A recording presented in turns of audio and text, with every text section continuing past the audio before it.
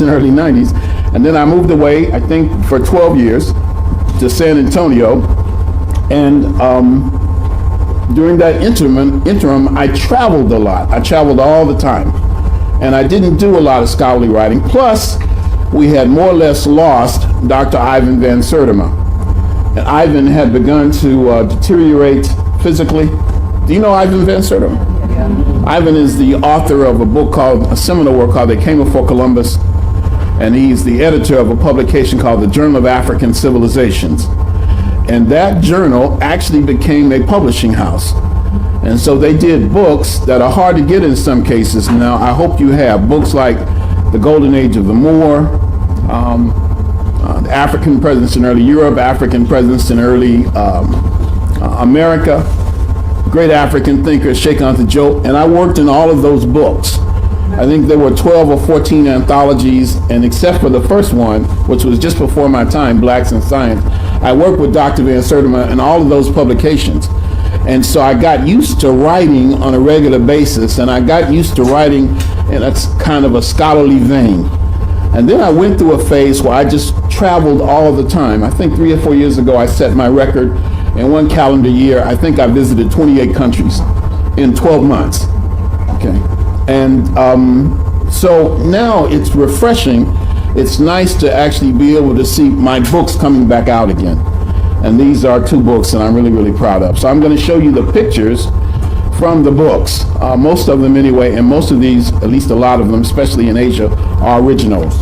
Now, the book on Europe will start first. Oh, let me do something. I know I'm excited.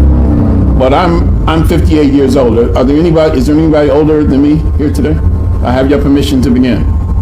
Thank you. All right. Now, the Europe book deals with the African presence in Europe from the very beginning until about 1900. The Asia book deals with the African presence there from the very beginning into modern times. So that's the major difference. So let's look at antiquity now.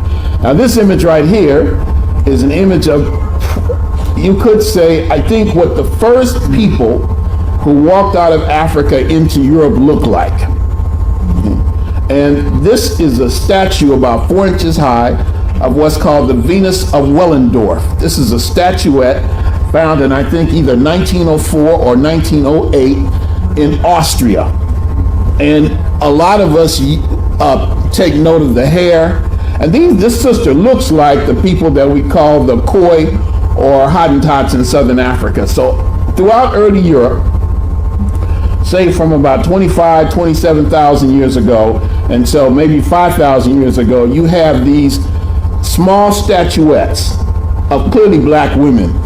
And it's my argument and the argument of many that this is how God was first portrayed in early Europe. God was portrayed as a black woman with big hips. This one, for example, I photographed in the National History Museum in Budapest, Hungary. And this one is from Greece. So that's how we wanted to start. And you can see the physical similarity here. These are the very people that I'm talking about. Now we move from that very quickly to the African presence at the forefront of European civilization. And the place, I should have had a map here, but I'm only using the photographs from the book. Normally I would have maps. But the place where we first find civilization in Europe is not even really in Europe itself. It's on the island of Crete, which is in the Aegean Sea, between Africa and the Greek mainland. And Crete, a civilization there began to flourish about 3,800 years ago. And you have an African presence there too. This is a shell inlay of a black man from Crete about 3,700 years ago. And this is in the Ashmolean Museum at Oxford University. It's about this big. Wow. Okay. And then here's this one right here. This one is called the Captain of the Blacks. Wow. And this is in the Archaeology Museum in Heraklion in Crete. Wow. And there's no real explanation given here. The language has really not been deciphered, but let me see if I can make it a little sharper. I'm looking at it on the computer. Can everybody see pretty well? Yeah. All right. Not so sharp. Well, I wish we could make it sharper. I shouldn't have said anything. Let me move it back a little bit. But I asked, so I must have wanted to know. Let me see if we can make one more adjustment, and at least we'll make it straight.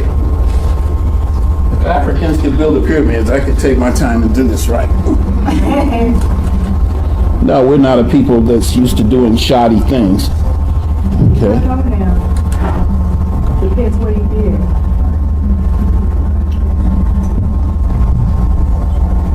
Oh man, is that better or worse? I'm gonna keep going. Now, I'm in a place called Crete. I think it was my second visit to Greece. I'd always wanted to go there. I flew from Athens to Crete. I went to the archaeological sites, but the big highlight for me when I travel is always the archaeology museum or the fine arts museum. That's it. And I am excited about seeing things that I haven't seen before, and excited about seeing things that I've only seen in books. I had seen this one in books, and there was the actual piece right in front of me. I think I must have photographed it 30 times or so. Now, it's called the Captain of the Blacks, but we're not exactly sure why. I hope this brother isn't running from some white folks or something like that. There's a mob after him or something. Now, this one is from the Hellenistic era. It's actually not in Greece, it's in Western Turkey. But it's during the Hellenistic era, or the era following Alexander the Greek. Now, I strongly believe in reparations. My only issue is how we're going to get them to pay up. That's my concern. It ain't whether I'm for it, but what kind of stick we need to make them pay, because morality will never force the issue. Now, when it comes to reparations, what do we want? This is what I want. I've cleared off a space on my coffee table just for this. This is about 2,000 years old. It's black marble. And look at those locks. It's in the British, not the British Museum, but the Brooklyn Museum of Fine Arts. This is a beautiful piece of an African in Hellenistic Turkey. This one is in the Metropolitan Museum of Art in New York City. And this is a bronze image of a black man in Greece about 450 BC. I'm very big on the African presence in the Greco-Roman world right now. In fact, I stayed up late last night thinking about going to southern Italy and Sicily to see what's over there. One of the things I noticed, though, is that African people were never invisible. If you look at TV, for example, and you look at antiquity, usually if you see any black people at all, they're going to be what? Slaves. But there were Africans in all of these places. There were Africans at the Trojan War. There was an African at King Arthur's round. The baddest of all the knights of King Arthur's round was a black man named Sir Morian. Black samurai, black shoguns. But we don't see those images. But there were black people who were very well known in Greece. There were black communities in Athens and Corinth. So the Greeks were very, very familiar with the African image. So this is from ancient Greece. And then you have these. Now these are called Janiform heads or Janiform bosses.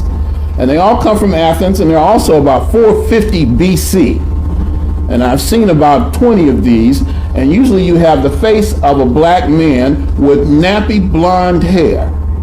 And quite often there's a Caucasian woman on the other side. Now what that represents, I'm not sure.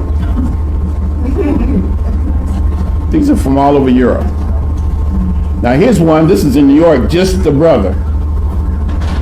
And again, I think this is in London or Berlin. Here's an image of a brother in the form of a perfume bottle in the shape of a black youth. This is from a place called Capua in Italy, a couple thousand years ago. Here's one I found in Hungary, and this is an image. You know, I'm in this museum, I'm in Budapest. I only knew one black person in Hungary. One. I went there, I did most of what I wanted to do and more. But my flight was not until about 1 o'clock in the afternoon. What am I to do? There was one museum that I had not seen. So I went to the museum, and one of the things that's different about those museums, not only do you have to pay a fee, but you also have to pay an extra fee to use a camera. So I wandered through the museum and didn't see much, and then two little pieces seemed to call me out. And this is one of them. This is from Rome. I don't know the date, but this is an image of a black youth playing the pan pipes or flute. This one is in Berlin. The Germans were the first big European Egyptologists. They stole a lot. They stole a lot from the Nile Valley, from Nigeria. The Germans stole a lot. And they have at least 3 Egyptian museums in Germany alone. The biggest one is in Berlin, and it's nice. So here you have a very small pendant right here of a black person, like on a scale, a weight. This is in the Antiquities Museum. And this is Septimius Severus. This is the Emperor of Rome, born in Libya in April 146. Now, some people will argue, even though there's a book called Septimius Severus, the African Emperor of Rome, whether he was an African or whether he was simply a Roman in Africa. But he spoke a distinct African language, and the Romans, his contemporaries, nicknamed him Hannibal's Revenge. And this is the only known painting of him. Most of the images of him show him in the likeness of a person he considered his model, a man named Marcus Aurelius, the person called the Philosopher King. So he becomes a senator, he heads the Roman legion, and in 193, he actually becomes Emperor of Rome. He went back to Africa in 199. He did a tour of Kemet. He sailed on the Nile. He looked at the pyramids. He went through Luxor and Karnak Temple. I can imagine that. If you've ever been to Egypt, you know what I'm talking about. And he had this painting done there. This is called a Tondo painting. And this is the African-born Emperor of Rome, Septimius Severus, who founded the Severan dynasty. Now here's one. This is in Herculaneum. And I saw this painting in a museum also in Berlin. And this is called Hercules in Search of His Son. This is Hercules right here. And this is from a villa in Herculaneum, the city that bears his name. This is Caracalla, the successor of Septimius Severus. He reigned for 10 years. He was murdered by the Praetorian Guard. And one of the things, and you can begin to look at these in terms of the noses. I'm really big on these noses now. What's up with that? He gave citizenship to a lot of different people. So he was very popular, Roman citizenship. But he was murdered by the Praetorian Guard. Okay. And this is the last representative of that dynasty. This is the Severan dynasty. And this brother's name is Alexander Severus, who was murdered in 235. Now this is in a museum that I had no anticipation of going to. I was in Switzerland. I had an extra day. So I got my nerves together and I went by myself. I took a train to Munich, Germany, which has a reputation of neo-Nazism. By myself, didn't know anybody, had never been there before, right? And I get there and I found an Egyptian museum, and it seems like there was another museum I saw too, but I figured I'd done what I set out to do. And I was in a taxi on my way back to the train station because I didn't want to wander around alone. Didn't know what I would run into. And I'm talking to the taxi driver. I think she was a white woman who spoke good English, and we were just chatting. And I said, I told her what I was doing. My train didn't leave for 4 or 5 hours. And I said, I'm so interested in museums. I said, are there any museums around here maybe that I don't know about? And she said, yeah, there's one. We're passing by it right now. And I said, pull over. And that's when I got out and I found this right here. Now, I thought that these images were replicas.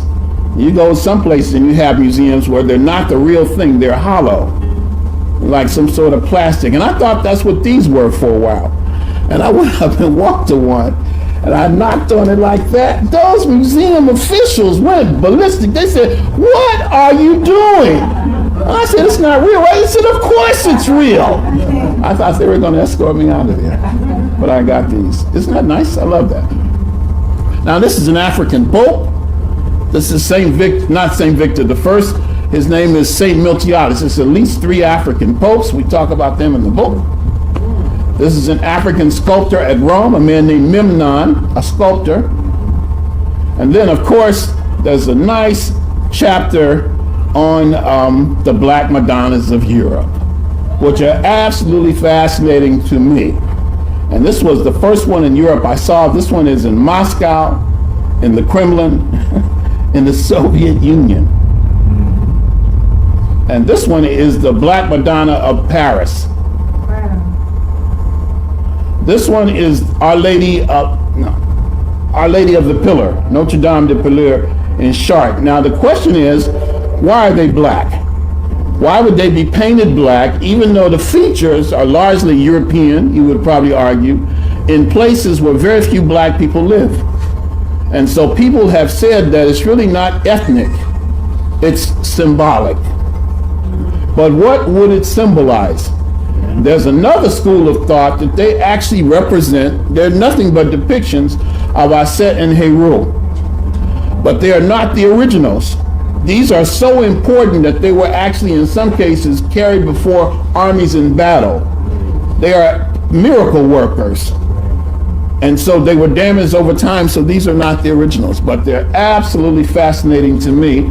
And then some of them have telltale signs, like the little afro on baby Jesus' head, or the little nappy afro right here. Now, you have to say these things because when you question the people in the church, you get the oddest answers. They're black because they're black, as if to say, leave me alone and make that your last question. This one in Russia, I went in there and I had a camera in my hand and I had to actually climb up a scaffold to get up there and take a picture. And a little Russian woman in the church made it a point to come to me and say, you know, it wasn't always black. Now she made it a point to single me out in her best English and say, it wasn't always black. And I said, but it's black now, isn't it? And so she didn't quite know how to respond to that. So she backed off for a minute and she said, well, it used to be white, but the people painted it, used bad paint, and it turned black. And so I said, and that's how Jesus got that little afro too. And then she just walked away from me.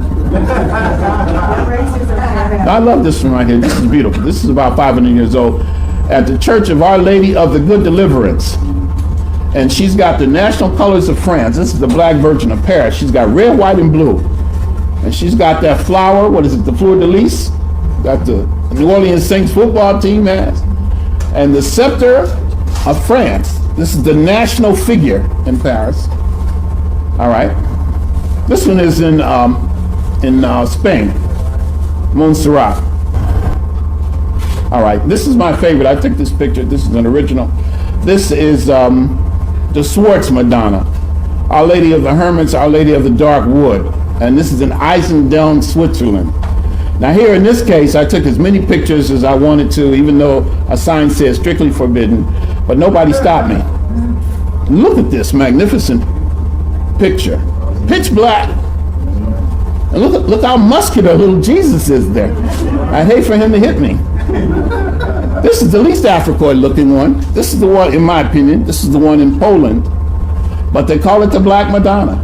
And this is another place I went all by myself to go to the museums and go there. I was in Poland for 5 days. And in that 5 days, I saw 4 black people. And I saw 3 of them at one time. It's a lonely place for a brother, believe me. Okay. This one is in Luxembourg at St. John's Church in the Grund. So I have a group I'm taking to Europe in October, and I'm going to show them these in some of the museums. Next year I'm taking 2 groups, one to Spain and Morocco, to Moorish Spain, and another to Cameroon. So if you're interested, make sure you give me your contact information. All right, let's go. This is a British colony now. This is Gibraltar. This is a fortress of Tariq. You may have heard of Tariq. He is an African Muslim. He's a Moor, and he leads the army from Morocco to Spain in 711. This is Africa over here. And on the other side is Spain, and Gibraltar's right in the center. Gibraltar means the mountain or hill of Tariq. And this is where the Africans stopped on the way to Spain. And these are Moors in Spain playing chess with a white servant. This is from what is called the Chess Book of Alfonso the Wise. This is the flag of Sardinia and the flag of Corsica. And this you've probably seen. A lot of y'all are familiar with these pictures. This one was the coat of arms of the most recent pope, with the Moorish king. This is from Prague in Czechoslovakia. And this is an image of a Moor in chains. Now the Moors dominate Europe beginning from 711. Okay? But Moorish dominance came to an end. And in 1492, the forces of Ferdinand and Isabella of Aragon and Castile, the Moors capitulated to them in a place called the Alhambra. Hey sister, how are you? And they capitulated to them, and Moors scattered all over Europe. So this is an image of a Moor in chains in Prague in the Czech Republic. And each one of these has a story. Each one of these photographs, there's an adventure and a story behind it. Like this one. This is Saint Maurice. The name Maurice means like a Moor. Maurice was a Christian saint and also a black knight. He was the head, according to the story, about 1700 years ago, he was the head of a Theban legion, an Egyptian military contingent under the employ of the Roman army. And he was sent to suppress an uprising near Switzerland. And when he got there, he found out that the people that he was going to fight, suppress, kill, the Romans have a term they introduced called Pax Romana, the Roman peace. And it basically means create a desolation and then you have peace. Kill everybody and then you don't have, that's called Pax Romana. And so he was sent to Switzerland to put this uprising down. And he says, oh, these are Christians too. I won't fight them. And he disobeyed the order of the Roman emperor. And the Roman emperor was so angry that he had St. Maurice beheaded, decapitated, and a lot of members of the army. And these were called the Theban Legion. And St. Maurice became the object of a cult in Northern Europe for hundreds of years. And this is a statue of the Black St. Maurice in Magdeburg in East Germany, done in 1240. Now, I have seen this picture probably for 30 years, and I always wanted to see the actual piece. But every time I went to Germany, people would tell me, Runoko, whatever you do, don't go over there. White people in Germany, black people in Germany, they said that's where the neo-Nazis are, the skinheads are there, it's not worth it, you're subject to get killed, people have been known to be beaten to death in broad daylight. You know, if you get on the train, a bunch of skinheads are subject to get on there and you're at their mercy. Don't go. So the last time I was there, I went. I got a white Turkish taxi driver, actually in a brand new black Mercedes limousine, to drive me across from Western Germany into Eastern Germany to photograph this statue. Now that was a dream come true. I told this guy, look here, man, I want you to keep a steady speed going on the freeway. If you see anybody that steps across our path, you put the foot on the gas and I got a big tip for you. Come into church with me. It was an adventure. This is St. Maurice in Magdeburg, Germany. All right. And then you have a whole section here, and this is something else I'm very big on the African presence in the art of Renaissance Europe. And these are images of, this is called the Adoration of the Magi. These are the three kings who came to pay homage to the Christ child in the manger in Bethlehem.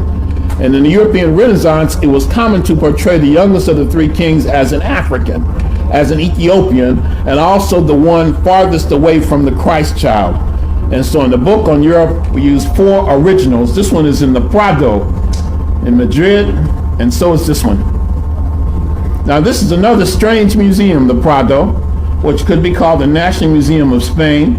It's the Fine Arts Museum. They tell you no photography. They make that very clear. But they don't take your camera. Now you know, if you've got a camera in your hands and you see something that looks good and you come from halfway around the world, you are going to probably in all likelihood sneak and connive and find a way. And that's what I did. They were mad. They were mad. I think I know how to push these white people just before they call the police. I didn't know. Really? No flash? You can't use a camera? I thought for sure. This one is in Baltimore. Now this one looks more masculine. These two look, but this one looks more masculine. And this is my brother Sharp or what? Now that is a sharp brother right there. Uh-oh, let's see. Look at how he's dressed. There's something about black people. We got that hat cocked to the side and the feather matching his gloves. This is 500 years ago in the Renaissance. This is in the Detroit Institute of Art. That brother is sharp. Here's one at a church in a place called Sharp. This is a black executioner. And this is from the Judgment of Solomon. You know the story, that Solomon is a wise man. So these two women who are both claiming, that's my baby. Nobody's going to give up. So they go to Solomon. He says, okay, I got a solution for you. We'll cut the baby in half. And you keep half, and and everybody will be happy, right? And so the idea was the true mother would actually surrender. But the executioner, according to the tradition, was a brother with nappy blonde hair. There goes that nappy blonde hair again. This is a black knight. And he's a Norman. I think this is about 600 or 700 years old too. And this first came to us through the work of J.A. Rogers. There's one seat right here. If somebody wants this one. There's one seat. How are you? What's up, brother? Oh, good. You don't have to apologize for that. We want them here. We want them here. Are there any other children? We have two. Who else? Can you all see? You want to come to the front? You could come sit on the floor if you want to. We're okay right now, brother. Thank you. You guys are all right? Are there any sisters in need of a seat? Because I know some of these brothers wouldn't mind getting up for a sister, right? Well, I'm not going to respond to that, okay? Now, this is John Blanc, and this is the personal trumpet player of King Henry VIII. He won a music festival in Westminster, England in 1511. His name is John Blanc in Tudor, England. Now, these go well when I'm in England doing presentations there, because most Africans don't know any more about their history than we do, and that's pretty sad. Now, this is the mother of a man named Alejandro de Medici. And Alejandro de Medici was the first black head of a Western government in modern times. He was the reigning Duke of Florence in the 16th century, and this is his mother. His father was a cardinal who eventually became a pope. And this is Alejandro de Medici right here. This is in the Florence Gallery of Art. This is his daughter down there. She's light, but that's showing up for. We also, in the book, talked a little about St. Benedict the Moor. Now, St. Benedict came from the Italian or Sicilian area in terms of the African contingent there, and he came during the enslavement period, St. Benedict the Moor. And finally, let's wind down on Europe, and we'll do the pictures on Asia. This is Charlotte Sophia. Now, this was the Queen of England at the time of the American Revolution. Many scholars, black and white, argue that she is of Moorish ancestry. She comes from Prussia, from Germany, actually from a principality called Mecklenburg. And she and George III had 15 children. She's an ancestor of Queen Victoria. Charlotte, North Carolina is named after her. Now, there are many images of her, some a little more Africoid than others. Now, here's an example where, again, another museum story, where I saw this. I wanted to see this for a long time. This is in the National Gallery in London. I finally found it after much effort, and I started taking pictures, and after I walked away, one of the museum officials told me, "Sir, there's no photography." But I had taken my pictures. So I learned over time, if you're in a museum, Don't ask if you can take pictures. Take the pictures, and then if they tell you to stop, hopefully you've been shrewd enough to get the ones that you already wanted. This is Alado Equiano, who corresponded with her. This brother was born in what is now Nigeria, and he wrote a bestseller in England in the 18th century. He was a gentleman. He won his freedom and wrote a book about it that railed against the evils of enslavement. His name is, he's also called Gustavus Vasa. This is Adolf Baden. This is supposed to hang in the Liechtenstein Museum in Vienna, Austria. When I went there, it was not on display. Nobody can tell me anything about it. Now, this brother, also from what is now Nigeria, ended up around Vienna in a place called Liechtenstein, and he worked for a royal family, and he became the educator of a hereditary prince. And he was a close friend of Mozart, and he and Mozart joined the same elite Masonic lodge at the same time. Now, after he died, his body was stuffed like an animal by a taxidermist and put on display.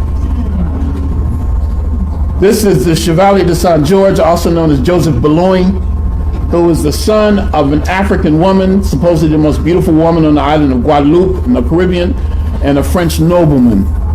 And he grew up in France, and he excelled in everything that he did. He became the best swimmer, the best composer, the best swordsman. He was so good as a swimmer, he could swim, and it said, with one hand tied behind his back. He is called the Black Mozart, but Mozart actually came to him to ask him for a job. He set the trend in fashion. He was a confidant of Marie Antoinette. What is my point? Is that African people have always been visible. We've never been invisible. And then this is my favorite. Alexander Sergeyevich Pushkin, the father of Russian literature, of Cameroonian heritage, who had, it is said, a vocabulary of 20,000 words. Who was the Russian equivalent to Shakespeare, who wrote in Russian at a time when most Russians were writing in French. He was relatively dark-skinned, and the theory is his mother pushed him away because he was a little bit dark. So he was raised by his nanny, who was a Russian peasant woman, who taught Pushkin the sufferings of the masses of people. And so Pushkin wrote in Russian, and he wrote in a way that any human being could appreciate. One of his short stories is called The Queen of Spades, and it's just about Russians who sit around all day playing cards. Funniest thing you ever read. And then he wrote in poetry. He has a poem called I Loved You Once, and it goes, I loved you once and my heart will not be still. And it's about a man, I'll say a brother, who's out one day and he sees a woman that he had been madly in love with at one point, but it didn't work out. And he sees her unexpectedly. And so that evening he writes her a poem. He says, I loved you once and my heart will not be still. And he goes on to say, but don't worry, I'm not going to bother you, but it's something I wanted you to know. Now, who can't relate to that? Who has not been in a relationship that didn't work? That doesn't mean you cease to love that person. And he says, the embers of that love still burn in my heart. Pushkin could capture the popular imagination. He was a brilliant brother, and he gloried in his African ancestry.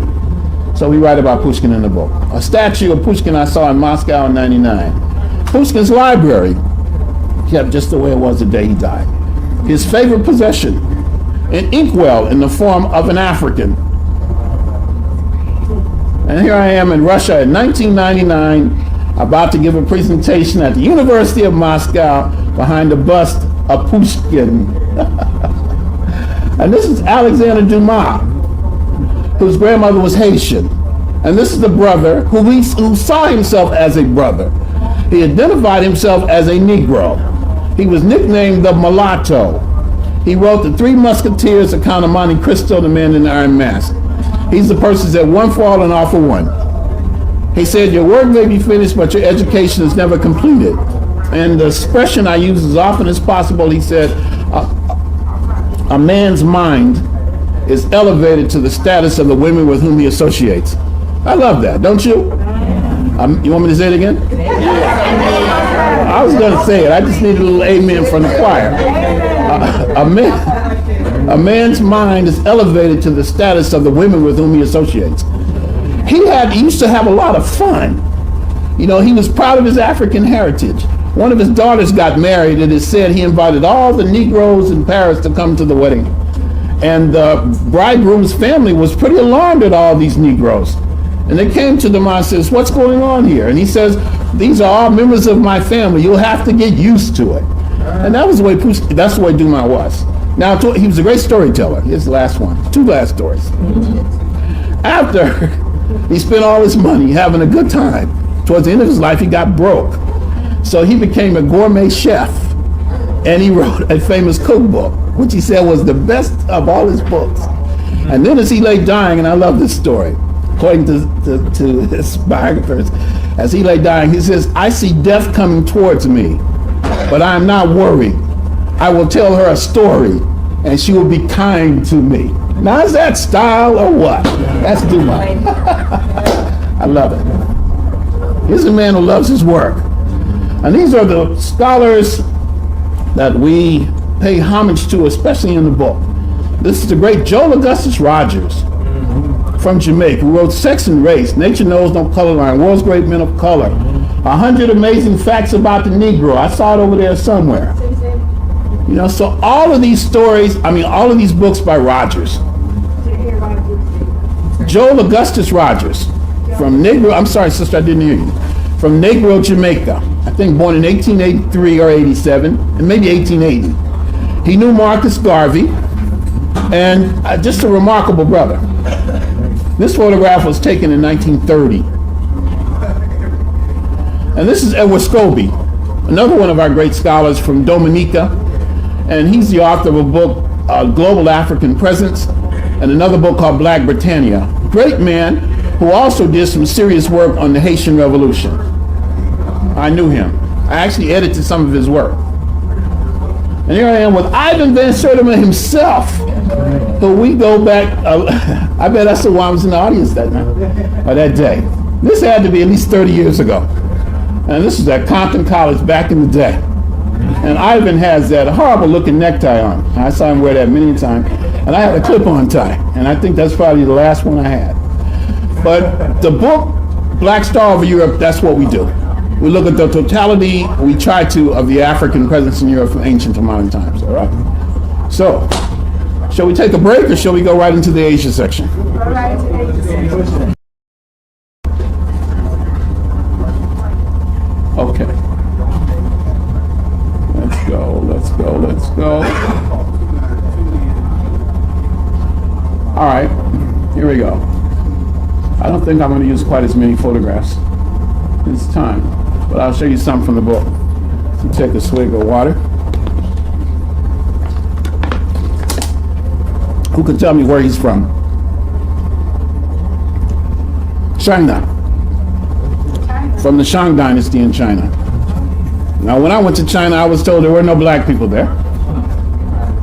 I said, okay. Point me to some Africans. Never been any here. I said, never? Historically? No. And I didn't see any images in any of the museums, in the tombs, in the temples. It's as though there was ethnic cleansing. And I think it might have happened during the Cultural Revolution under Mao. But that bears further research. Now, Chancellor Williams, the author of Destruction of Black Civilization, a book that set the course for my life, and I highly recommend that book even now, pointed out that at one time there were so many black people in China that they had their own kingdom. What happened to them? So, Asia opens up an African presence in Asia, many mysteries. This is an acrobat. And this is in the Victoria and Albert Museum in London. You can see the black skin, the nappy hair, the balled up fist. I like to think he's giving the Black Power salute in the Tang Dynasty. This is about 1,300 years ago. And I found about 3 of these now. So I used 2 in the book. This one and this one in the Smithsonian Museum in Washington, D.C. This is from China about 1,300 years ago. And this is from China about 650 years ago. This is during the time of Kublai Khan. So you have at least three distinct African presences in the history of China. You have the African presence in the Shang dynasty. That's the first dynasty. I think I may have one from the Shang dynasty period, right? That's the formative phase in Chinese history. And then you have an African presence during the Tang dynasty. That's the classical era of Chinese literature. And then you have an African presence in the Yuan dynasty. And again, these are just a few of the photos.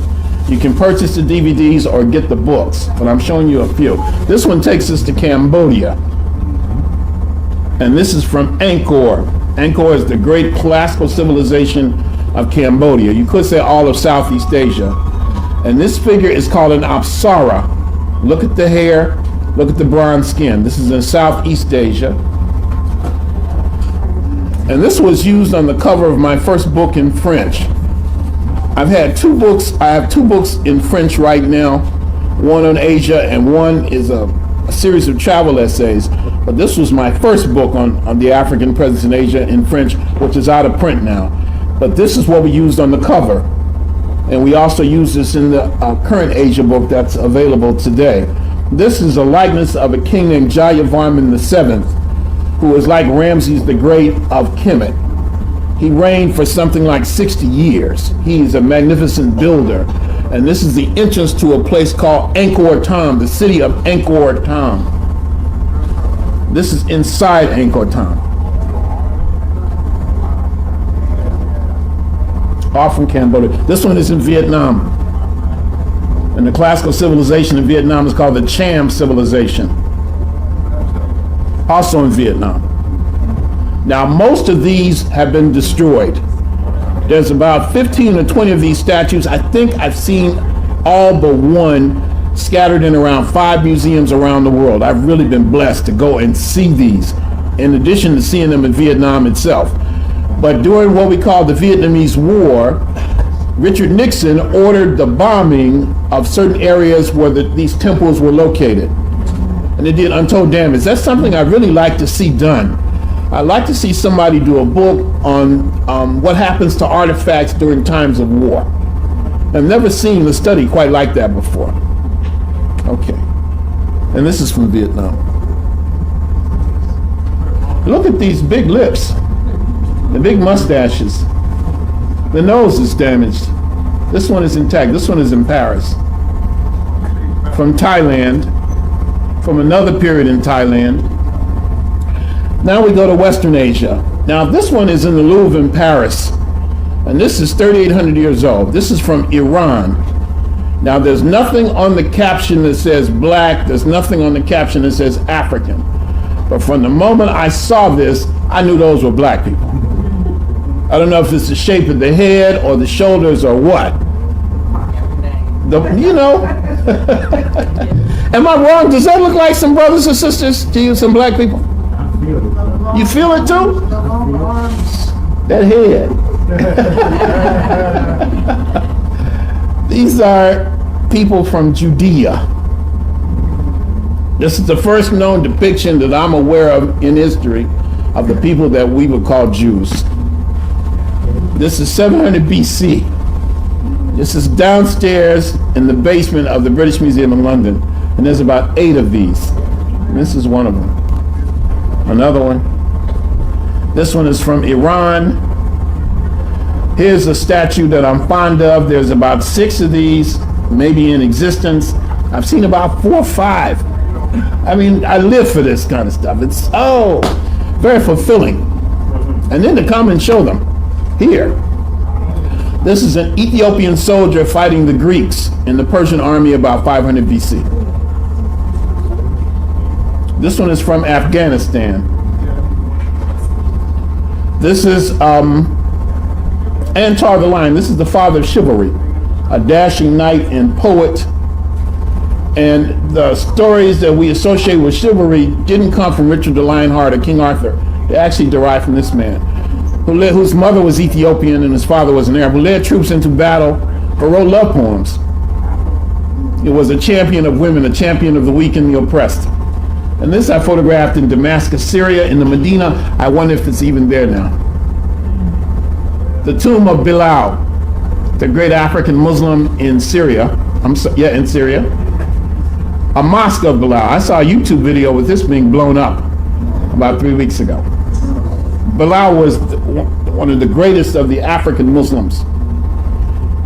He was full Ethiopian. He was the first person to go into the mosque and call the faithful to prayer, the first muezzin. He had a beautiful voice. He lived to be about 90 years old. He was so pious. He was tortured for his faith.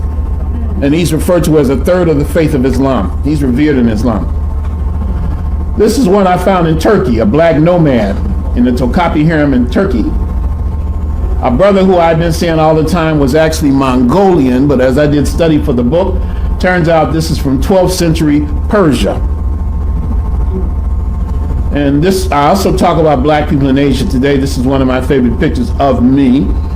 And here I am, historian, anthropologist par excellence, legend in his own mind, Runoko Rashidi, with these African women in southwest Turkey, who said I was the first black person they'd ever met who either wasn't from their native land, Sudan, or wasn't from Turkey. Their ancestors were taken from Sudan as enslaved people about 150 years ago during the time of the Ottoman Empire. So I go to Turkey. I went 3 times in a period of about 18 months in 2004 and 2005. And I asked, are there any black people in Turkey? And he asked, no. Are you sure? Yes. But you're spending all this money, Dr. Rashidi. Maybe I'll do a little research and we'll see what we can find. Before the day was over, yes, we have black people in Turkey. The tour company told me. And I tracked them down in southwest Turkey. It was an amazing experience. I could spend a whole day talking about that. It's an experience, believe me. You're by yourself. You've never been in this area before. You don't speak the language. You look out of place. And then you are asking for black people. Okay, I found some. I found this sister's house. A little white Turkish boy and my white Turkish driver and guide said, hold it, Dr. Rashidi, wait in the car, which made me nervous. They go to the house, knock on the door, and this sister opens the window. And she looks at me and starts to wave, and I look at her and she's like scratching her eyes, rubbing her eyes, what's up? So she invited me, she didn't say what's up, obviously. So she invites me into her house, and this is a Muslim woman now. And I'm a man and a complete stranger. And her granddaughter is there with her great-granddaughter. So she says, wait a minute, or her daughter and granddaughter. Wait a minute, and leaves me alone in the house with her daughter and granddaughter. And went and got 3 other sisters, including these 2 right here. We talked the whole day. They said that they were the descendants of enslaved people. And they said, we heard black people were in America. How did you get there? And I said, this is going to take a little while. And we cried. They don't know our story, just like we don't know their story. Oh, it was just, and I went to see them again about 18 months later. So it was wonderful. India, this is in Lakma, it's the LA County Museum of Art. This is in the Ajanta Caves in India, an image of the Buddha as a young man. Now, can you get any blacker than that? And here I am in India with the Dalits. This is 1990. Yeah, but this trip caused such controversy that I haven't been to India since. Created a ruckus over there. Tell the story, bro. They wanted to know, in one of the states where I was supposed to lead a big rally, basically a Black Power rally, the police wanted to know, what are you doing here? And they took my passport and kept me under house arrest. And after I left India, we were under surveillance all the time. After I left India, I was told that if I went over there, that would be it. That would be the end of the story. But we got off to a good start. This is a reception. I should have known something was going to happen because the first day my group landed there, this was my 3rd trip to India in 1999, there was the biggest earthquake in New Delhi in 100 years. And that set the tone. But that night there was a big reception in our honor, and you can see how they adored me, wrapped me up, which is very uncomfortable, by the way. And I gave one of the worst presentations I've ever given. I was awful. I do say I was terrible. I was nervous. I just never got a rhythm. I was awful. So this brother gave a keynote speech. And you know what he talked about? The life and times of Malcolm X. Now here's a man, a black man, an untouchable, who is somehow elevated to a cabinet position, who greets me personally and thanks me profusely for bringing attention to the cause of the black untouchables. And he gets up and gives a talk and talks about Malcolm X, his life and times in India. His name is Dalit Ezimile, Palestine. And myself with a brother in Jordan, an African Jordanian. And what scientists say the first people in Asia look like. And a black woman in Nepal, a black untouchable, a Dalit. The book deals with all of this. Black women in the Punjab, these are Sikhs.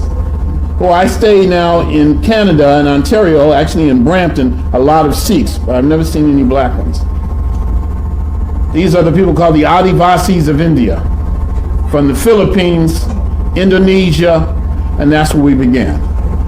Now, this is just the tip of the iceberg, as you can imagine. Asia and Europe are huge places. But these books, I think, are my finest works. In terms of, I think Ivan Van Sertima would be very proud. You say, Runoko, you did good. I'm proud of you. And so this is what we talk about.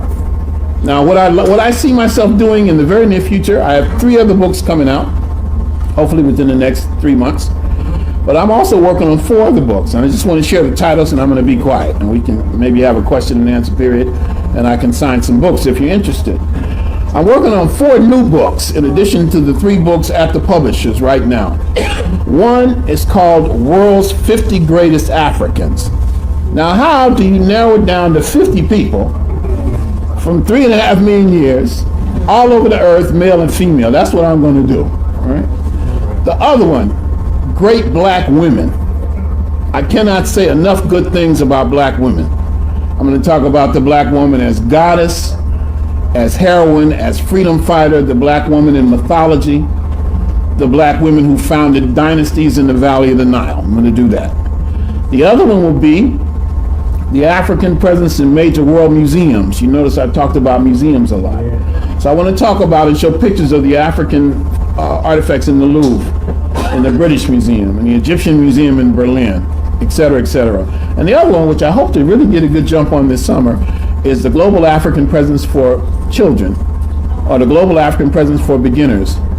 I want to write a book that deals with the scholarly content, but I want to write it in such a manner that young people will find it enjoyable and a learning experience.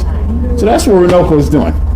So I'm really, really grateful to have been able to come back to Essawan. It's been too long.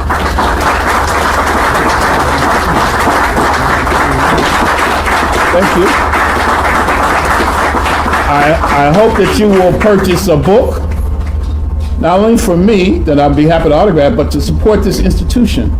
There are not many places like this in the world, and they're struggling. And we can't afford to take it for granted. We cannot lose these places. Every one of us, and I mean this, should pledge to buy at least one book a month from here. If you have it, give it to somebody else. You know, I don't spend time anymore talking about the mean, terrible things white people have done to us. Okay? That to me is a luxury. I'm more interested in what are we going to do to save ourselves. I get tired of black people saying they kept this information from us. The white man lied to us. How come he didn't tell us this? Whose responsibility is it for us to write our history? That's our job. But we not only must write the histories, we must support the historians. And you must support the institutions that support the historians. So it's not enough for me just to get up and give a lot of good information, but we have to be able to apply this in many ways, and we must support this institution and other institutions like it. All right, James? I want you to start with a question. Do you know anything about what's happened to Ivan Van Sertima's books? With the exception of they came before Columbus, everything else is out of print. I may not have. Well, to begin with, I think Ivan really signed some bad contracts with Transaction Press. Like that book, African Presence in Early Asia, I haven't gotten a dime from that book in maybe 10 years. Okay, and they sold it for a long time. I don't know if they still do. You're not selling them at all. Now, a year or so ago, not even that long ago, I had a brother in publishing house in Paris who's published my books, who wanted to publish They Came Before Columbus, have it translated in French. So I tried to get in contact with Jackie Van Sertima, but no results. So I'm completely in the dark. All of them are unavailable, or just some of them? All of them are unavailable except They Came Before Columbus. Yeah, now you can go online if you want to and spend $700-800 for one of those The books. transaction says that they have they wouldn't tell me. They say there are legal reasons, but they wouldn't. That may be something to do with Jackie, Ivan's widow, but it's a shame. You also forgot to mention you have DVDs up here. Yeah, there are 3 DVDs. There's a Global African Presence, which talks about a lot of what I did today with the pictures, if you want the pictures. And there's another one called Who is the Original Man? Pardon the sexist title. It deals with the African roots of humanity. It's very, very good, very good. And there's another one, Live in Egypt. So we have the book on Europe, book on Asia, and we have the DVDs. Does anybody have a question? Which book has the pictures that you showed today? Pictures? The Europe book has the first section, the ones on Europe. And the Asia book has the second section. So I showed an Asian section and a Europe section. So each one has books respected to that area. Oh, I definitely want to see those lovely pictures. Oh yeah, the pictures are, they say pictures speak 1,000 words. Yes, Yeah, brother. those books for the children. You know what age everyone's going to be? Well, I tell you this, Like 5 years old. that might be a bit much. But this is what I'm coming to believe now. If I can, for every so-called scholarly book I write, and that's a mistake we make sometimes, and maybe I learned that from Ivan. Now, I have an honorary doctorate degree. I am Dr. Rashidi, but I didn't go to the academy like some of my contemporaries did, right? And so therefore, I have, I think, historically overcompensated. I've tried to write books that are so scholarly as if to say, look, I can run rings around you. That's a lot of that's ego. And that means what you do is you miss the audience, you miss the people who need it the most.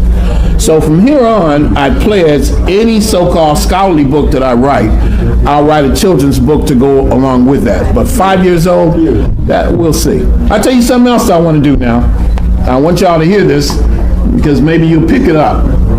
I'd like to see some of our works by our great African scholars, like They Came Before Columbus, for example, Dr. Van Sertima's book, translated into Spanish and Portuguese. Now, the French, Francophone Africans got a lot of stuff. They got Cheikh Anta Diop, they got Theophile Obenga, they got a whole nother set of African scholars. They're not slouches. The Dutch can read English books, but if you go to a place like Ecuador or Peru or Bolivia, I haven't done it in Colombia, but I've done it in other places, especially with those Andes. They don't know anything. All they know is they were slaves. I've done it in Mexico, done presentations, and people, big old grown men, break down and cry and say, I was never proud to be black before. Brazil is almost as bad. So I'd like to see us take some of these books, translate them into Spanish and Portuguese, and then either put them online, of course, so if you have access to a computer, you can access these materials, but also to publish the books in cheap editions. You see, these are things that we can do. We can build libraries in Africa and the Caribbean. See, a lot of times we take for granted that you have an Essewan bookstore and these kind of bookstores in other parts. They don't have it. But I was in Suriname, none of this stuff. And as a result of that, there's a big fight about identity. When I was in Suriname, I thought I was going to come to blows with some people when I said they were African. What? African? And they're more African than any of us. But if you tell them they're African, you might have to flee. Be ready to run. So I'm saying that we can do a lot of things. One last thing. I want to say this. We have to find effective ways to preserve the archives of the scholars. When a historian, a scholar dies, and their archives, their papers, their books, their manuscripts are not preserved, that is a sin. That's a crime against humanity. And for the most part, you can't tell me where the archives are of the great scholars. Where is Chancellor Williams' stuff? I don't know. Now, if that happens to me, I'm gonna come back and hunt y'all. I'm serious. Count on it. 1, 2, 3 o'clock in the morning, you're gonna hear a rustling. It's Runoko. I told you, preserve my. But it's also my responsibility too. So that's where the scholar works in conjunction with the community. We have our own university. We'll have the next question. I think over here, and then we'll go back over here. Yes. You know, you mentioned J.A. Rogers. Yeah. The first history book I ever read was here. Which one? Volume 1, Section 8. I got it in Good one. Paris, France in 1953 when I was in the Air Force. All right. But you know, I read it so much I can tell you. He has a thing in there that says, well, the Chinese Negroes are black, you know. And I would recommend the people to get volume 1 of that. And Sex and Race, J. Rogers. J.A. Rogers. I mean, that's where I first came across, you know, people was this one black or blah, blah, blah, blah, blah. And I mean, it's just fantastic. And also, I went into the Louvre, and when I saw that, you know, that picture of the Black Madonna, Yeah. my buddy said, no, I said, man, you think that's Jesus? And we said no. And no, man, that couldn't be Jesus. And a white man took us back down to the American, you know, section. That's where I got J. Rogers. Good. He bought the book for me. Well, you know, Roger spent a lot of time in Paris. And another, you know, he has a bunch of great books. Sex and Race is 3 volumes. Right. But my favorite book on the African presence in Europe, and that's why I put the picture there, is the one, Nature Knows No Color Line. And then the biographical sketches, World's Great Men of Color, Volume 1 and 2. Where's the next question? Yes. How you doing, brother? Good, I'm good. Yeah, I just wanted to ask, do you think any type of different deep levels of information that you share will ever be taught in school curriculums for the kids? Only if you guys make it so. What do you mean? I'm saying that we seem to expect other people to do these things for us. Now, we're taxpayers. We live in a community. Our children go to these schools. That seems to me that we should be willing or prepared to exert our influence on what goes on in those schools. So if we make that so, it'll happen. And also teach it after school and have a Saturday program and an after school program. I get that a lot. I keep telling you. I just at a point in my life now where it just seems like, speaking generally, we just expect other people to do for us. Now, I don't know if that's a result of, well, I won't even go there. I started to say that, and then I did my tongue. But it's like we're very dependent on other people in almost every way. We expect other people to do justice to us. And then we're shocked. Oh my God, I don't believe it. He walked. But didn't the same thing happen with Rodney King? And it's been, but we never seem to quite adjust. And then we say the white man is the devil. He lies. He tells us all these things about our history. He said we never did anything historical. Write your own books. So you call him the devil, but you get mad when he writes something you don't like. And we must support the scholars. Imagine what I could do if I got a little bit of support. Imagine. I'm very successful at what I do because I love it. I'm passionate about it. But imagine if the community got behind us. Imagine what this bookstore could do. And I know a lot of us are supporting them. That's not a put down. But I'm saying that the bottom line is within our hands lies the key to a great victory. Who has the next question? Yes, sister. How are you? Good to see you. I remember years ago when Ivan Van Sertima was still alive, there was quite a lot of opposition to that truth that he told, especially from the Spanish and the Portuguese and the Yeah. Dutch. I want to know on an international level, have white people, Europeans, people of European descent been more receptive to that truth, and he's documented and you as well? Some individuals, but generally there's still a great deal of resistance. I think it was in 2010, I spoke in 3 or 4 big conferences in Africa, 2 in Nigeria, big one in Senegal. And a lot of it was about enslavement. There was a conference on the consequences of enslavement. So I wrote an abstract saying the worst consequence of enslavement was that it made us forget we had a history before enslavement. So they accepted the paper. Now, as long as these people were talking about slavery, people from Argentina, from Mexico, white people, white scholars, everything was fine. I sat around and drank beer with these people, laughed and talked. And then I did my presentation. And I showed a picture of an old mech head. Oh man, why did I do that? It was like they wanted to kill me. These white people from Argentina and Mexico were my deadly enemies from that point. As long as you talk about slavery, you're fairly safe, especially if you are a victim. In fact, you're going to even prick white people's guilt. They might give you some money because they feel bad. But when you start seeing Africans were the first people to move objects in stone, Africans were the first people to read and write, that the Black Madonna is an African woman, then you rock the boat.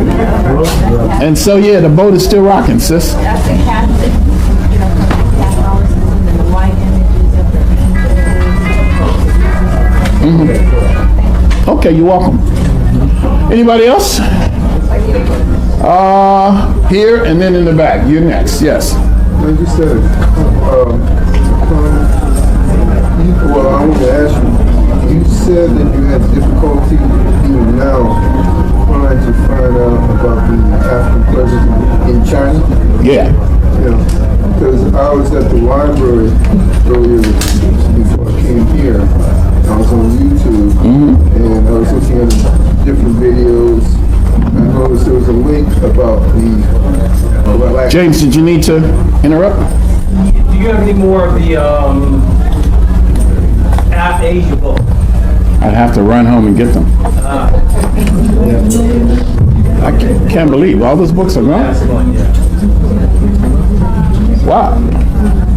I had no idea. Well, we have more of the Europe. No, yeah, we have more of the Europe. Well, SOR is going to, to my understanding, is going to be distributing those books. Yeah. So you can wait for me to go home and bring some, or you could get them beginning tomorrow or next week or whatever. Well, I appreciate the support. China, black people. Yeah, I was about to say that I saw a link on YouTube about the black Chinese. I didn't check out the link, but it's at about a few minutes. I mean, if you know about it, but it's not, it might be something to check out. I think I've seen that YouTube clip, and I think it mostly deals with DNA studies. The question is about black people in China, and how I had found that area difficult to document. And then there is a DNA analysis that came out, actually was published in the Los Angeles Times in 1998 or 1999, saying most of the Chinese today have African DNA. And so there's a YouTube clip, and I think that's the basis of it. Sister, way in the back. Right. Yes. On that note about China and Africa, Right. studies I've done about them traveling to Africa and bringing goods and people back, back in their activity. My thing is they're back in Africa right now, supposedly developing, as well as getting things out and intermarrying. What is your position on that? Because I'm kind of like in betwixt in between. I want to they're renewing an old relationship, or they're doing a new type of thing where they're either helping, they're saying they're building, or they are building while others are taking, and as well as getting their goodies, and or they're making it look as if they're attempting to build it as well as they want. Well, they're very effective with PR, but what I fear is that Africa will replace one colonial master with another. So the power will shift from the west to the east. But everybody has their own interest. And I think we lose sight of that sometimes. What are the interests of African people? Who speaks for us? What's our agenda? What's our program? I think we have a deeply, we don't seem to want to be a race-first people. The whole world. Can we all get along? We don't seem to have an agenda that drives our community. It's like we're afraid of making white people mad. Yeah. Or we're afraid of being accused of being a racist. I'm a race man. I believe black men should marry black women. I'm strong on that.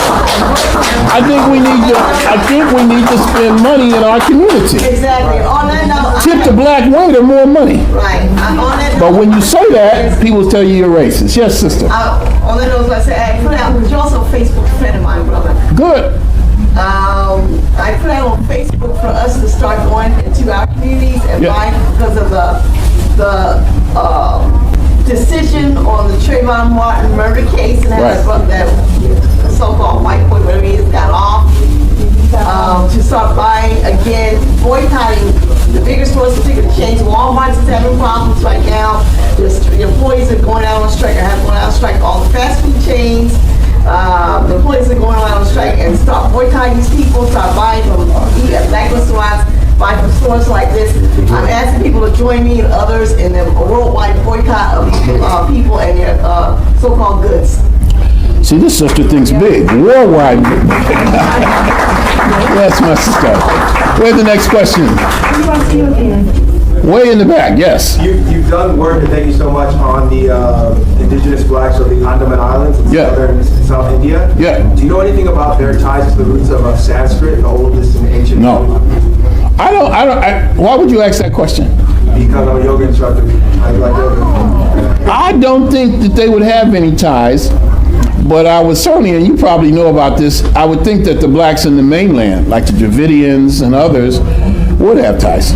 They said the Andaman Island folks have the like pure South Indian blood, if you will, quote unquote, with no admixture from the north. So I thought that maybe that they were the root of the blacks.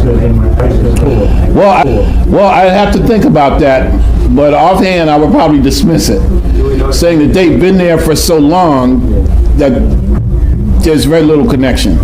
But that's an interesting point. One more question. Wow. All right, next question is the highest bidder. Can we start with $10? My God. Yes, brother. Standing up. And then bring up stuff we can talk to you individually. All right. I'm in a good mood. I ain't intending to go anywhere for a while, so you all can come and talk to me when you come up to sign your books. But wait, let me get to brother's question. Thank you. No. Yes. Hello, Dr. Rashidi. Yeah. Glad that you were able to shed some light on blacks in China. How far is it, do you know anything about Japan? Because I'm studying more on Japanese culture, and I've been looking some research about the Ainu people, and they've been the indigenous people. Do you know if there's any ties? They say claims to Africa or something like that, or what's your opinion on The Ainu? You're asking specifically about the Ainu? Yes, sir. I don't think so. The Ainu is spelled A-I-N-U. And they're very, very ancient people in Japan. How ancient, I don't know. They are not the first people of Japan. Some people think that there's a resemblance, and it may be that they have two Aboriginal Australians. Other people think that the name Ainu connects them to another name, and that is Anu, a name that we find at the dawn of great African civilizations in many parts of the world. So I don't know, there's some argument about that, but I went to Japan. I've been to Japan 2 or 3 times, and the first time I went there and I spent time among the Ainu, I couldn't find anything African about them at all. Nothing. Wavy, like curly hair. Most of the ones I met had straight hair, but it could be that there are different groups of them, and that the ones I saw perhaps are just very mixed and they don't represent the original characteristics. Now, I know what James said, but is there any young person, are there any children with any questions? All right, well, if there are no children, then I will say thank you so much. I had a great time. And I'm sure that we'll be doing this again soon. If you want to purchase a book, that's great, or a DVD, and I'd be happy to autograph it for you and answer any additional questions.